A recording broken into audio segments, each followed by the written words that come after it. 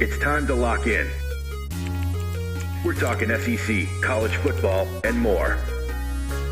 This is AP as we see it. I'm all about that action. I'm all about that action.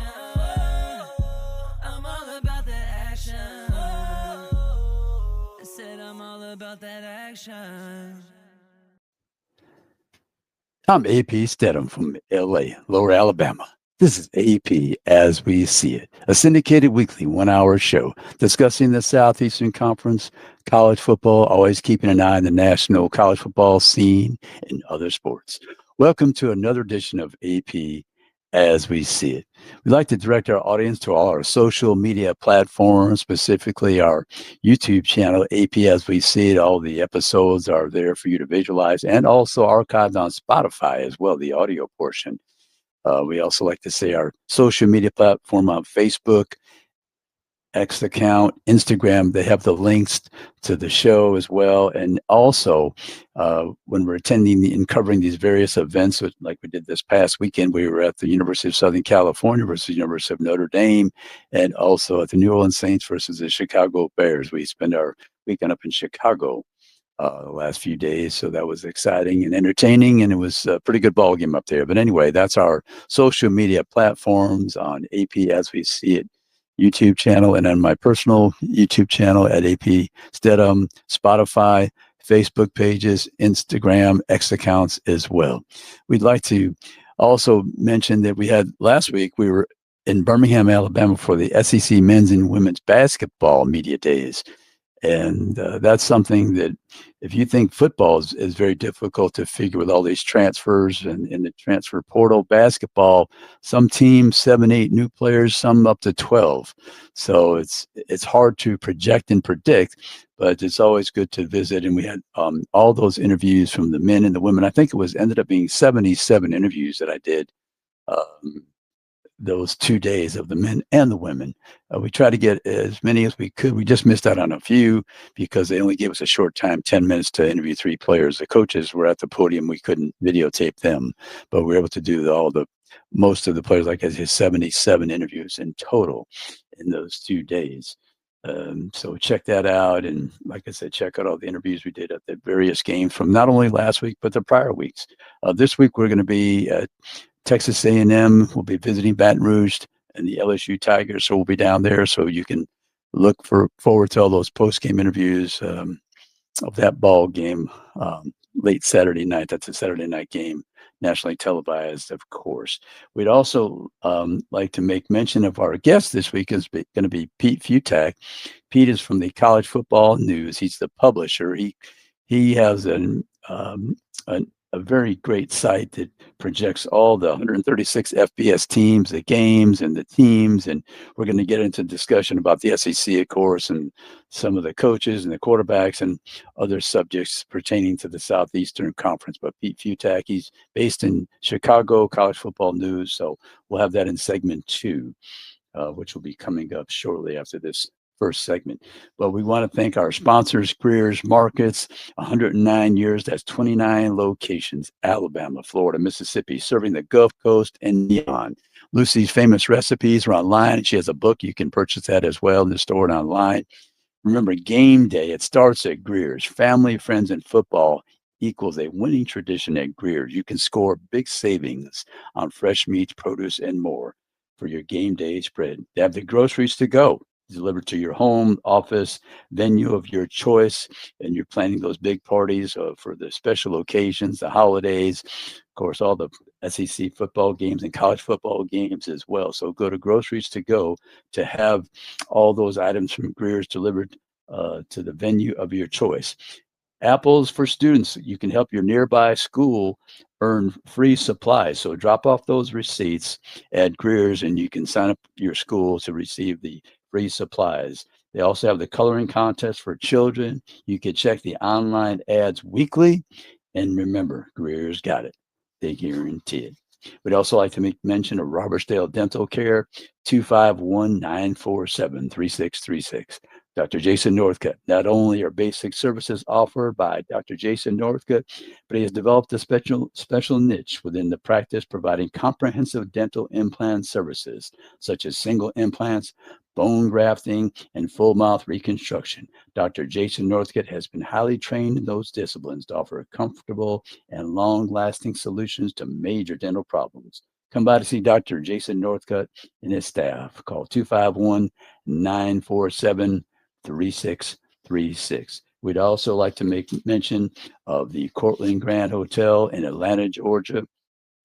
They have the beautiful, spacious rooms, the indoor pool, the tropical setting right there in downtown, the heart of Atlanta. You have the buffet breakfast, and on weekends they cook to order, and the people are very hospitable. Ben Giacomo and his staff.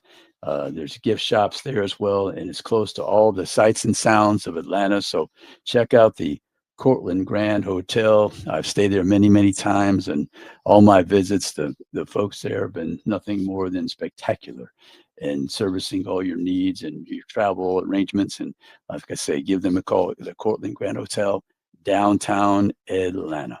We're going to get started off with the show. We always talk about the polls, the Football Writers Association of America and the National Football Foundation Super 16 poll. So let's take a look. I would like you to give you my assessment of the poll and my voting, because you can also, I think you can actually check my individual vote, and that's available online at the Football Writers Association of America's site, National Football Foundation. So this week I had in order Ohio State, Indiana, Georgia, Texas A&M, Alabama, BYU, Oregon, Ole Miss, Vandy, Louisville, Missouri, Georgia Tech, Miami, Notre Dame, Oklahoma, and Texas Tech. The actual poll of the composite 56 voters, they had Ohio State number 1, Indiana number 2, Texas A&M number 3, Alabama 4, Georgia 5, Oregon 6, Georgia Tech 7, Ole Miss 8, Miami 9, Vandy 10, Oklahoma 11, BYU 12, Notre Dame 13, Texas Tech 14, Missouri is 15, and Louisville is 16. This week in the SEC, and I'll just say about my voting, I think I have all the teams that are in the poll, I believe. I think that's a commonality of, I have all the same teams in my poll, just different order, I guess, from the total composite. But anyway, that's a Super 16 poll that I have to vote every week, and I look forward to it being a Super 16 poll voter for the Football Writers Association of America and the National Football Foundation. This week we have 7 games on tap. 7 league games, that's 14 teams. 2 teams have a bye, University of Florida and the University of Georgia. University of Florida coming off that win over Mississippi State, 23-21. And Georgia coming off that victory over Ole Miss, the high-scoring ball game, 43-35. I believe that's the final score. But anyway, we'll discuss that. And, of course, Florida made the decision to change their head coach. Billy Napier was relieved of his duties. And you're thinking they just won the football game on Saturday evening. Next thing you know, on Sunday, he finds out he's not the head coach of University of Florida. Well, the board of trustees, the athletic director, all the people involved in making those types of decisions, they probably felt they didn't want him to recover. They'd seen enough. They didn't want him to lead that program anymore. They're looking for championship level type performance by the University of Florida football team to be in contention for the Southeastern Conference, earn a playoff berth. And once these big schools win championships, and they've done it with 2 different coaches at University of Florida, for instance, they feel that they should be in contention every year. Probably so. In a state like Florida, we have all that talent, and I use the term you can recruit on a bicycle. Everyone is recruiting the state of Florida, not only in the Southeastern Conference, but every conference in America, all the major conferences, and every conference that plays college football, the 136 FBS level teams, and then some. So Florida, they made that strong decision to make a change at the head coaching position. Billy Napier, he just didn't win enough ball games, and he had a system where he had a plethora of analysts, very similar to something that was started at Alabama and other schools, but he just wasn't able to present an offense and a defense and special teams week to week that would make the Florida people happy. I mean, he had some upsets. I mean, he beat University of Texas this year, and with their high priced talent and their coach Steve Sarkisian, but it's just something they felt was not moving and progressing in the right direction. So that decision's been made. I don't know what their philosophy is. Scott Strickland is director of athletics. Will they try to bring in a name coach that has won championships? Will they try to bring in an up and coming outstanding assistant? Like I say, if I'm the athletic director, I'm searching 136 programs at the FBS level, even the FCS level, and to see if I can find somebody that is hungry and very smart. And we see the example that Kurt Signetti went through the system, Division II, FCS level, a couple of schools, came to Indiana, and now he signed a contract of $93 million at the age of 64 years old. So there's talent out there, but you have to be willing to take a chance and seek that talent and have the courage enough to make a decision and maybe override some of the opinions of your board of trustees and your fan base. But you're the one in charge, and you're going to be one. It's going to be based on your decision. So I'd say proceed and take full command of your choice. But anyway, we're going to be right back after these messages with our first guest, Pete Fiutak, the publisher of College Football News. So we'll be right back after these messages with AP as we see it. Hi, I'm AP Stedham for Greer's Markets. If you're planning a big party or for every day, shop at Greer's for delicious food, beverages, and snacks. Save time and money by checking on Greer's.com and use Groceries to Go to get your Greer's groceries delivered. Look at the weekly ad for more information. 29 locations in Alabama, Florida, and Mississippi, serving the region since 1916. Remember, Greer's got it. They guarantee it.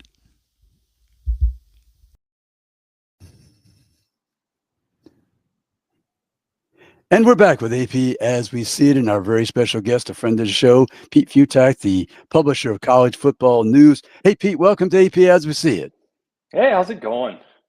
Good here in the Southland. How's everyone in the Northwest? Just fine. Actually, north. I'm right straight north of you here, up here in Chicago. But Chicago it's awful. It's cold. It's rainy. It's awful. But the weather is just that time of year. So yeah, the normal Chicago weather in this time of year, exactly. for sure. But Pete, I see that you have a story and we want to promote it. Tell people where they can find you exactly. Just collegefootballnews.com. Just click on that, and everything's all right there. Okay, yeah, the SEC, Pete. Do you have a couple of teams that you like more than others, or one team? How would you categorize your thoughts about the SEC so far? I'm not that sold. There isn't a killer of the bunch. It's a lot of very good teams. I don't think there is a national title team out of this. Now it's the SEC, so who knows? Get on a run, get the right playoff thing. I do think at the end of the day, you're going to have a lot of SEC teams in the playoff because it's good. Do you get the 10-2? That's pretty much been the barrier so far in the college football playoff era. We've only done the 12-team thing once, but in the history of the college football playoff back to 2014, if you don't have 10 wins, you're not getting in that large bid. Now they're going to look harder at schedules this year. Hopefully they do that. Hopefully they care more about, like Oklahoma's nasty schedule that they have to deal with and those sorts of things. But in general, 10 wins probably gets it done. So they're all about the same. I mean, Alabama's fine. Obviously, it's a flawed team, but they're good enough. But the part of the thing that's happening right now is SEC teams are playing other SEC teams. So everyone's like, oh, wow, you just beat, Georgia. You just beat LSU. You just beat this team, Ole Miss, that. So I don't think they're quite as good as Ohio State. And I don't think any of these teams are playing quite as strong as Indiana, even as crazy as that sounds, or even Oregon.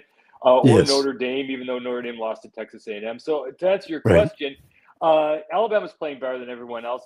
Georgia, if it turns it on, I mean, you saw what happened against the Ole Miss game where they rocked. All of a sudden, that's the Georgia team we're waiting for. But do you trust that team? I mean, they needed everything to get by Tennessee, struggled to get by Ole Miss. So they're all pretty good. But let's see if anyone can really break out from this pack. Pete, do you see any defensive teams that are strong in the SEC? I don't see anybody has a staunch defense at this point. They're all, you could score on big numbers on all of them. I mean, LSU's the one, but then also they had problems with Vanderbilt. I mean, so the crazy part, Brian Kelly teams is usually their offenses are great, their defense is just kind of blah and out reversed. Remember with Alabama, under Kalen DeBoer at Washington, the passing game took over everything. They didn't have much of a running game. The defense wasn't that great. So the defense in Alabama is fine. It's certainly not normal, Nick Saban-esque defenses like that. And Ole Miss, they can be attacked. They can be all right. Tennessee's defense is good, but it just depends on the right day with them. But they've struggled in some of these big games. So all the defenses are okay. But again, you have a mosh of about 5 or 6 different teams that are all pretty good. Oklahoma's pass rush is amazing, but can the offense get going at the right time? So it really isn't any given Saturday in the schedules, depending on when it comes to these top 6 or 7 SEC teams. Oh yeah, Pete, you surprised me when you said Tennessee's defense was good.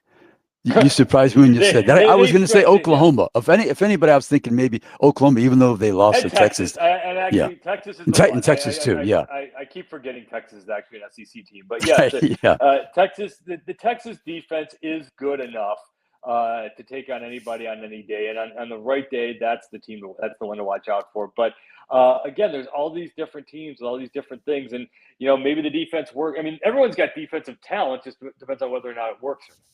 Mm-hmm. Pete, I know you study teams all across the country, all 130 plus. Is it 135 or 6 now, Pete? 136 now. We're 36. Up to 136. Yeah, it's crazy. Right. It's a lot of them. So you knew about Diego Pavia maybe before anybody of us in the SEC.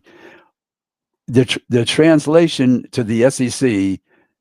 Did you think this could happen, or what was your perception or projection? Yeah, I mean, if he was great at New Mexico State, and he was one of those types of guys who he's doing exactly what he's doing now at Vanderbilt, and now he's 47 years old. I mean, he's been around college football long enough where he's got all the experience to go along with that talent. He is a baller's baller. He's a little guy who can run. Yes. He's really smart, really tough. He's just a quarterback, and he knows how to play the position. And for what he's doing with Vanderbilt has just been amazing. And he just keeps things moving. Whether it seems so easy, blocking and tackling type of thing, but he's just one of those guys who just knows how to get first downs. It seems like a basic concept, but with his legs, ability just 10 yards at a time. That's how he does things. And yeah, he was amazing getting New Mexico State to a bowl game, and he was that good at that this is the Group of 5 level. And that's the nice part about the transfer portal is you do get some of these guys to be able to show what they can do next. And he has been every bit the same sort of baller for Vanderbilt that he was for the Aggies. Pete, who has surprised you to see at the quarterback position? Obviously not Diego Pavia. Who surprised you on the positive and then the negative? I was going to say, obviously the negative's got to be Arch. Right. I mean, he just looks like a guy who's being way overcoached. I mean, he's the number 1 overall draft pick at some point. The talent is all there, but he just seems like a guy who just needs a bunch of at bats because every play you can tell that he is thinking. He's like, don't make a mistake here. Don't watch this read, watch this read, and it just the process has to be faster with him, and all that's just time. That's just experience.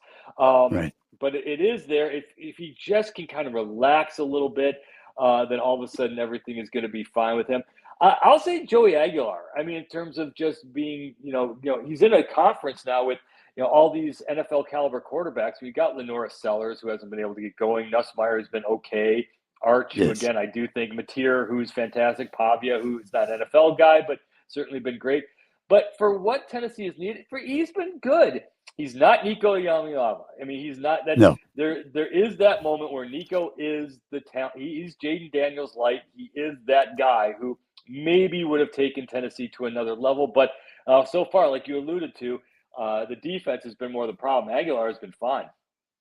Yeah. When you look at Gunnar Stockton, I think he is a ball player in crunch time. I mean, he's played very well in the big games, except the Alabama game. I think he only threw it 20 times. Yeah, that wasn't necessarily his fault either. And no, it's the strange part about Georgia is they still don't have that explosive element. That was the thing that was knocking them down last year. Because again, speaking of great quarterbacks, Carson Beck had a bad game last week, but for the most part, he's playing like the NFL guy we all think he is. But he didn't have any weapons. Now this year, they still don't quite have the weapons. Excuse me, even though they've got more guys from the transfer portals. So Stockton's been playing really well. Yeah, I thought Zachariah Branch. I think he's played fairly well, but I was always impressed with him when he was at USC. Like he was at USC. Yeah, he hasn't quite taken it to another level. And then of course, I don't want to say it's surprising, but Ty Simpson. I mean, Yes. that's kind of one of the main storylines between Ty Simpson, between C.J. Carr at Notre Dame, between Julian Sayin at Ohio State. You've got these guys who are kind of untested, parts. Who any one of these schools could have had Nico or any one of the transfers that they wanted to. And as it turns out, these young guys are really just that NFL good. Pete, who's done a very good job coaching in the SEC this year? I mean, it's got to be Clark Lee. I mean, he's still doing the most with the least when it comes to Vanderbilt. I mean, there's, he's got a system there, and Pavia's certainly been a part of this. But look, you didn't speak LSU. You're Vanderbilt. At the end of the day, you still don't have the 5-star guys that these other places have. So, yes. So he's done a good job. And look, Brent Venables has done all right. I mean, that defense has been great. The loss to Texas, give Texas credit, because again, that defense is that good. But Mateer was hurting that. But we'll see what happens with Oklahoma, because they got this brutal schedule coming up. And very under the radar, look, Mike Elko's team's still undefeated. I mean, they got the big win over Notre Dame. He's not the splashy head coaching name like other places have, but his team is playing really well so far. Last minute and a half. Is this Lane Kiffin? Can he get to the playoffs and win some big games and finish this season to earn a berth? Yeah, that's another. I put he's actually the best coach going besides Cignetti. I mean, everyone forgets that Ole Miss is not a powerhouse football program in terms of history. I mean, this era of Kiffin, at least sustained for the last few years, is about as good as it's ever been for Ole Miss. But he's doing great things again without all the talent that some of these other places have. They're certainly not down, but they didn't do much in the transfer portal like they did in the last few years. If you look at their schedule, I mean, that's just the fun of the SEC schedule the rest of the way. Oklahoma's crushed because their schedule is just too brutal. Ole Miss has it relatively easy. If they can get by Oklahoma this week, then the Egg Bowl against Mississippi State's dangerous, but they should be 11-1, at least get to the playoff and be pretty interesting from there. 30 seconds, Pete. Did you know about the Ferris State Division II quarterback that Lane Kiffin acquired? No, I did not. You know what? It's the Lane Kiffin thing is a strength in numbers, sort of thing when it comes to transfers. He gets, 4 or 5 guys. Because remember, last year, Jackson Dart, who's now, lighting up in the NFL, would transfer a few years before that from Ole Miss. He got a couple of transfers that come in last year, too, like Spencer Sanders from Oklahoma State. It was a quarterback battle. And obviously, Dart was the best of the bunch. Sometimes you just get these guys in and see who fits the best. But certainly, he's got his guy under center there for the Rebels right now. He's playing great. Hey, Pete Fiutak, we want to thank you so much for coming on the show. College Football News publisher. Check him out. He does a tremendous job across the country from Chi-Town. Okay, Pete, we'll be right back after these messages with AP as we see it. Thank you, Pete. Thanks a lot, AP. It was great having you on. Thanks for having me on. Perfect. Thank you. No problem. I'll talk to you later, sir. Bye-bye now.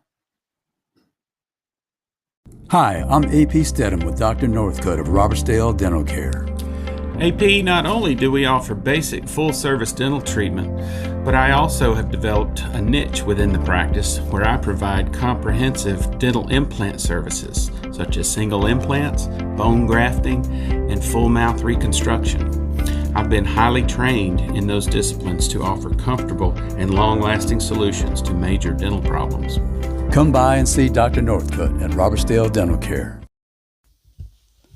Hi, I'm AP Stedham for Greer's Markets. If you're planning a big party or for every day, shop at Greer's for delicious food, beverages, and snacks. Save time and money by checking on Greers.com and use Groceries to Go to get your Greer's groceries delivered. Look at the weekly ad for more information. 29 locations in Alabama, Florida, and Mississippi, serving the region since 1916. Remember, Greer's got it. They guarantee it.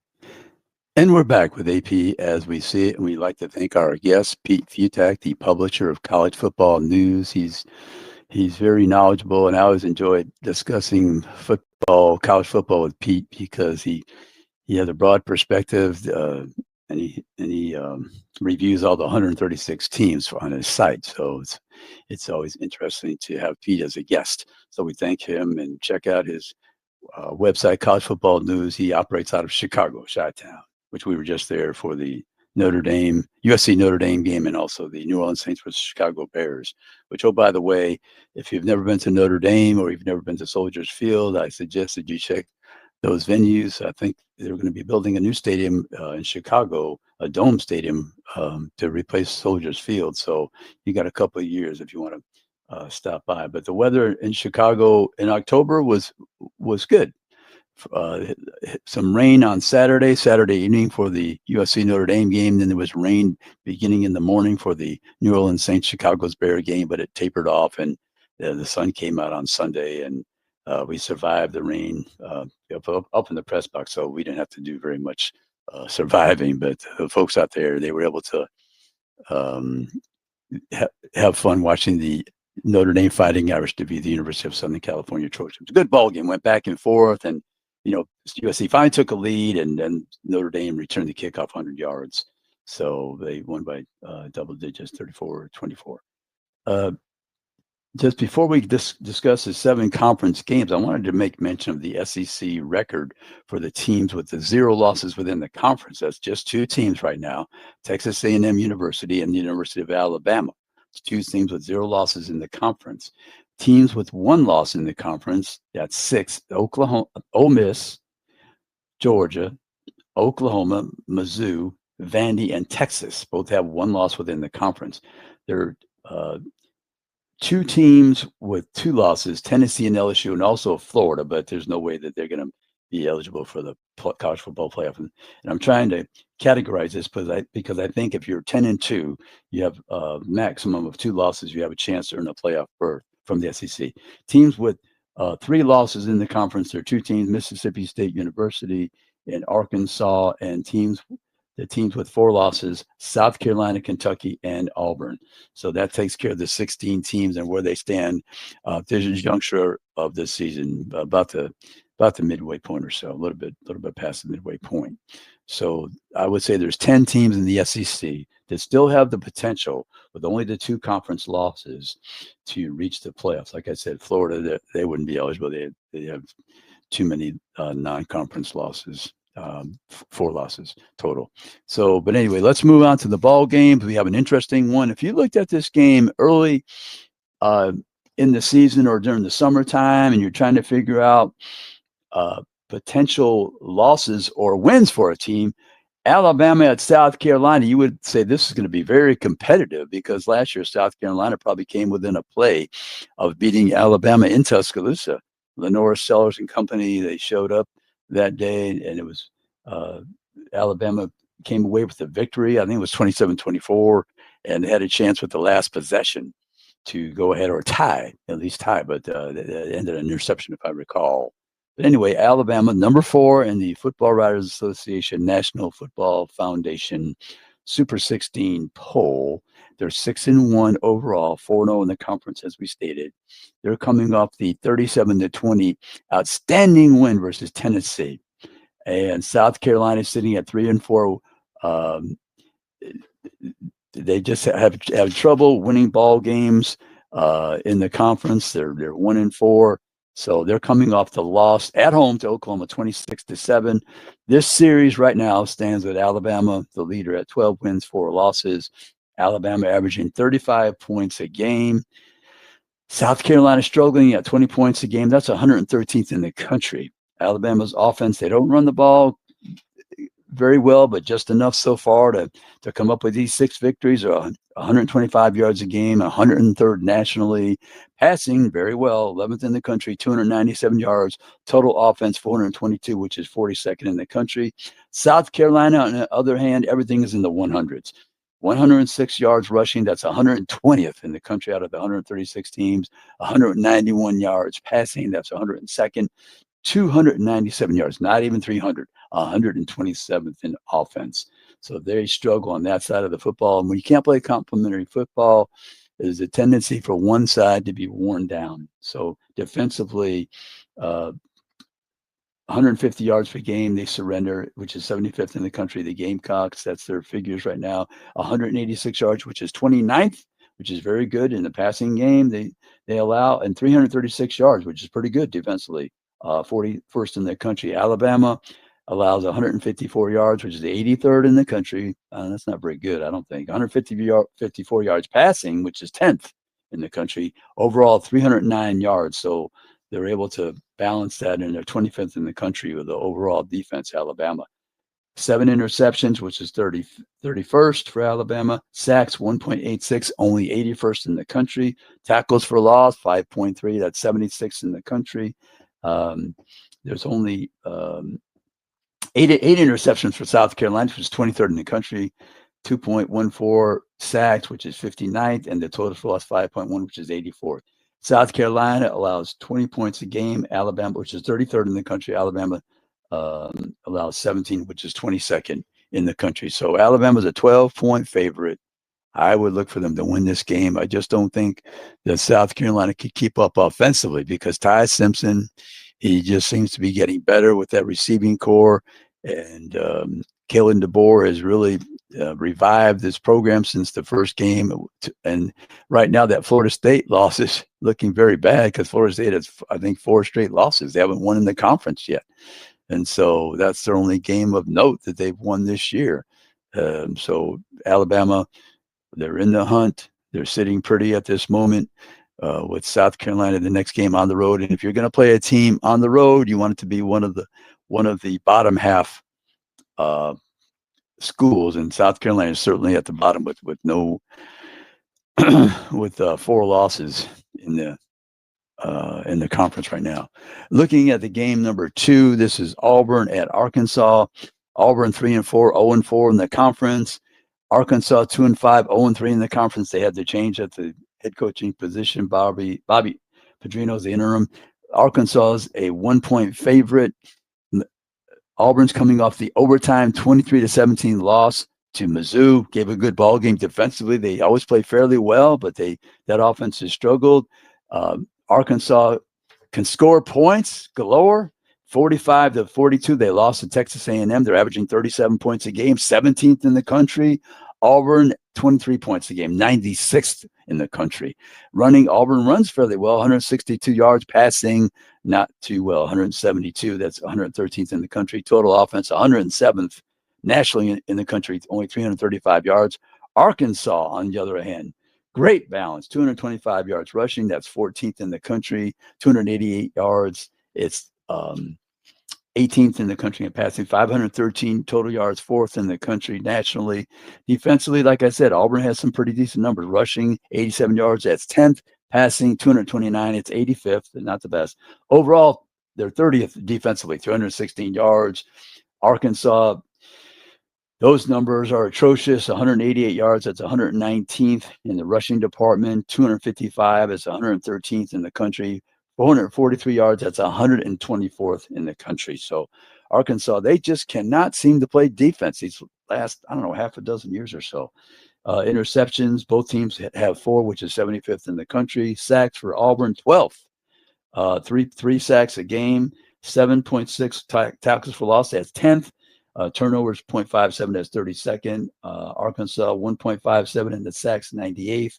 5.1 tackles for loss, 84th, minus 0.71, 114th in the turnover category.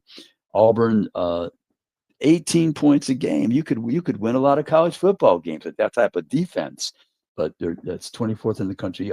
Arkansas, 32 points a game. That's 119. It's very difficult to win, even if you have superior offense, which they do. Okay, we're going to try to hustle through this next game. Tennessee coming off that 37-20 loss at Alabama, 5-2, 2-2 in the conference. Kentucky 2-4, 0-4 in the conference. Lost in a very tough overtime game to Texas, 16-13. Tennessee, 44 points a game, 22 points a game for Kentucky. That's 102nd. The 44 is second in the country for Tennessee. They have a balanced offense, rushing 200 yards. Passing 310, overall 511 yards, 5th nationally. Kentucky 67th in rushing, 155, passing 185, that's 106. Total offense 103rd in the country. Defensively, Tennessee 54th with a rush, 117th in the pass, 97th overall, allowing 390 yards. Kentucky 55th in rushing allowed, 82nd in passing, 70th in defense, 365 yards. Tennessee 4 interceptions, 75th. Kentucky 6 interceptions. That's 38th.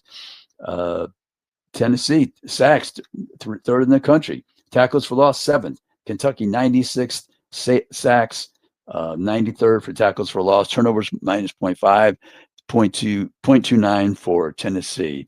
And they allow 30 points a game, Tennessee. They should do much better at Tennessee. 25 points a game for Kentucky. So we're going to be right back after these messages with AP as we see it to continue our games. We have 4 more games on the schedule. So we'll be right back after these messages with AP as we see it. Hi, I'm AP Stedham for Greer's Markets. If you're planning a big party or for every day, shop at Greer's for delicious food, beverages, and snacks. Save time and money by checking on Greers.com and use Groceries to Go to get your Greer's groceries delivered. Look at the weekly ad for more information. 29 locations in Alabama, Florida, and Mississippi, serving the region since 1916. Remember, Greer's got it. They guarantee it. Hi, I'm AP Stedham with Dr. Northcutt of Robertsdale Dental Care. AP, not only do we offer basic full-service dental treatment, but I also have developed a niche within the practice where I provide comprehensive dental implant services, such as single implants, bone grafting, and full mouth reconstruction. I've been highly trained in those disciplines to offer comfortable and long-lasting solutions to major dental problems. Come by and see Dr. Northcutt at Robertsdale Dental Care. And we're back with AP as we see it, and we're going to continue our discussion of the SEC games. We have 7 league games. That's 14 teams, 2 teams with the bye. University of Florida, who made the coaching change of Billy Napier, and University of Georgia. They'll get together in Jacksonville on that big weekend, Florida and Georgia. But anyway, we have 3 games we discussed in the prior segment, and we're going to move on to the 4th game. Texas A&M University, number 3 in the Football Writers Association National Football Foundation Super 16 poll. 7-0, 4-0 in the conference, undefeated. One of 2 teams. Alabama's the other team undefeated within the conference. They're facing the LSU Bengal Tigers down in Baton Rouge. LSU 5-2, two in the SEC. LSU coming off the loss in Nashville to Vanderbilt, 31-24. Texas A&M defeated Arkansas 45-42. Texas A&M is an interesting team. They're winning these high-scoring contests. They don't have a great defense, but they do enough on that side of the football. They're 37th ranked overall nationally, but they win these high-scoring contests. They beat Notre Dame. And they've been able to prevail. They have this series right now is 24-3 in favor of 32-24 and 3 ties in favor of LSU right now. And looking back, I can't remember if I gave the series records for all these games we discussed. I think I did. Probably just go back here. Tennessee, Kentucky, it's 84, 26, and 9. And the Auburn series, 20-13-1 versus Arkansas. So anyway, this series, 32, 24, and 3. Arkansas, 36 points a game, 27th in the nation. Marcel Reed, very good quarterback, dual threat. Not a high percentage, but very productive. And that's what you like, production. These numbers are great, but if you're not producing touchdowns and scoring points for your team, it's all it doesn't matter. So Texas A&M 30th, rushing the ball 196 yards per game, passing 267. That's 35th overall offense, 17th in the country, 464 yards. LSU struggles on offense. Some bad numbers here in the rush department. 112 yards, 116th in the country. That shouldn't be the case for LSU with all that talent. Get some offensive linemen and running backs. That's been a Achilles heel for them for a while. 253 yards passing, which is 48th. 366 yards a game, 81st offense in the country. Should be better. 25 points a game for LSU. Defensively, as I said, A&M 129 yards. That's 46th in the country. Passing 200 yards. That's 46 as well. Total defense 327 yards. 37th in the country. Pretty good defense actually, but they've given up some 40-point games. against them. 122 yards a game, 41st in the country for LSU, 189 yards passing, 32nd, 311 yards total defense for LSU. Very good, 26th in the country. Excellent, pretty good defense. Vanderbilt put 31 on them, but that's still a good defense. They should be able to win ball games with that type of defense, which is the best in the Brian Kelly era, I believe. I think that's true. Interceptions, only 2 for A&M. That's 121st. 8 for LSU. That's 23rd in the country. 3.57 sacks. That's 6th in the country. Also 6th in the country with the tackles for loss, 7.9. 5.1 tackles for loss. That's 84th for LSU. 0.26 on their turnover margin. 46 in the country for LSU. And also the turnover margin for the Texas A&M is 0.14. That's 58th in the country. A&M, 23 points per game. They allowed defensively. That's 62nd in the country. LSU, only 14 points a game, 14, 15 points a game. That's 10th in the country. So they're still in the hunt with those 2 losses, but every game is a playoff for them, LSU. A&M on the hand, they could lose a game. Possibly 2, probably 2 they can lose, but they want to beat the Bengal Tigers in Baton Rouge this Saturday night and keep their momentum. Number 3 in the country. That's a pretty high rank for Mike Elko, second year on board with A&M. We know he had a stint there as a defensive coordinator as well. So, and he worked for, I believe he worked for Brian Kelly. And so this could be another former assistant possibly giving Brian Kelly a loss. I don't know. Texas A&M only a 2.5 favorite, 2.5 points favorite this coming Saturday in Baton Rouge. That's the game I'll be covering. So you can check our YouTube channel, AP As We See It, for all the post-game interviews and the pageantry, and we'll have that all on the photos and our Facebook pages, Instagram, and X account. We'll have some links there. You can check that out. We always like to take the pictures of the band and the cheerleaders, the cheer team, the crowd, the stadium, maybe even some pictures outside the stadium, but you can check for those things on our social media platforms. Let's go to the next game right here. We have Ole Miss facing Oklahoma. Oklahoma's a 4.5 point favorite, 6-1, 2-1 overall in the conference. They're coming off the victory over South Carolina, 26-7 on the road. Ole Miss coming off the loss to Georgia, 43-35 on the road. This series 2-0 in favor of Ole Miss right now. 37 points a game, 16th in the country for Ole Miss, 28 points per game for Oklahoma. That's 69th. Trinidad Chambliss, a Division II quarterback. He's had an outstanding season so far. He's been exceptional, I believe, coming into his first year. You see all these quarterbacks, you hear some commentators sometimes saying, well, they need more time. But here he is coming from Division II, going up 2 levels, bypassing the FCS to the FBS level in the SEC, one of the tougher conferences in the country.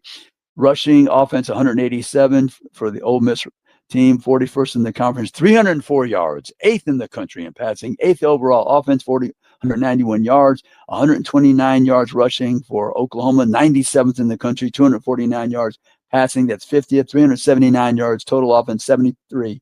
We spoke to Lane Kiffin this week during the teleconference. Very impressed with the Oklahoma defense. He mentioned the stat. I think he said 40 series, and Oklahoma has given up 1 touchdown last week at some point. 40 series and only 1 touchdown. That's pretty impressive. So Venables, he really had high praise for him. Defensively, Ole Miss, 166 yards rushing. That's 98th in the country. Passing, 195. That's 38th. Total defense, 362. That's 66th in the country. Defensively for Oklahoma, 80th. That's number 3. As we said, very impressive. Passing, 132. That's 4. Total defense, listen to this, 213 yards, number 1 in the country. That's outstanding. Interceptions, 3 for Ole Miss. That's 100th, 1.43, 106th in sacks, 4.0. That's 119th. And total tackles for loss, minus 0.57, 107th in turnover margin, which is not good. 0.71 in the turnover department for Oklahoma, 114th. Tackles for loss, number 1, 10.7. Sacks, number 1, 4. Interceptions, only 3. Ole Miss surrenders 22 points per game. That's 52nd. Oklahoma, 9.4 points per game. That's second in the country. They score 28. Ole Miss scores 37. So this should be a great ball game. Oklahoma at home, favored by 4.5 points. Let's move on to game number 6 and 7 quickly. Texas versus Mississippi State. Texas coming off the overtime victory. Tough win on the road in Lexington, 16-13 overtime. Mississippi State, 23-21, heartbreaking loss. They were driving for the winning field goal. A big defensive lineman for Florida intercepted the ball to preserve the 23-21 victory. Texas 5-2, 2-1 overall in the conference. Mississippi State winless in the conference, 0-3, 4-2 overall. 6.5-point favorite. Texas, the series 3-2, 3-2 in favor of Texas. 26 points per game, which is 79th in offense, point production for Texas. 32 points per game for Mississippi State, which is 50th. So Mississippi State's offense statistically scores more points. That's incredible. Never would have predicted that before this season. Defensively, Texas 79th, 368 yards of 368 yards of offense. That's 79th in the country. Mississippi State is 50th in the country with their total offense. Defensively, Texas, they're 12th in the country. Very good defense. 279 yards, 351 yards, 53rd in the country for Mississippi State. Some numbers for Texas: 9 interceptions, that's 12. Sacks is 12th in the country. They're 40th with the tackles for loss, 10th in the turnover department, 1.0. 10 interceptions, which is 6th in the country for Mississippi State. 106th on the sacks. 114th in the tackles for loss, 0.71, which is 21 in the turnovers. 20 points per game they allow, which is 37th for Mississippi State. 11 points per game, only 3 points for the Texas Longhorns. We're going to hurry along here to the Mizzou versus Vandy big ball game. They beat Auburn at Missouri in overtime, 23-17. Vanderbilt won that game against LSU, 31-24. The series stands 13-4-1 in favor of Mizzou. Mizzou 39 points a game. Vanderbilt 41, which is 8th in the country, 12th in the country for Mizzou. Offensively, total offense 486 yards. That's 10th in the country for Mizzou. Vanderbilt 457 yards, 25th. Defensively, Mizzou does some good things. 7th in rushing, 13th passing, 5th overall, only 243 yards a game. Vanderbilt's pretty good as well. 29th in the country, 92 yards rush, 222 yards passing. The sacks, 3rd. They have 3 sacks per game, 12th in the country. Tackles for loss, 18th, Mizzou. And Vanderbilt, 14th in the country. Tackles for loss with 7. They surrender 20 points a game, which is 33rd, and 16 points per game for the Mizzou Tigers. But that's it. Those are the 7 league games. And we hope you enjoyed this edition of AP As We See It. So we'll be back next week for another edition of AP As We See It. Hi, I'm AP Stedham for Greer's Markets. If you're planning a big party or for every day, shop at Greer's for delicious food, beverages, and snacks. Save time and money by checking on Greers.com and use Groceries to Go to get your Greer's groceries delivered. Look at the weekly ad for more information. 29 locations in Alabama, Florida, and Mississippi, serving the region since 1916. Remember, Greer's got it. They guarantee it.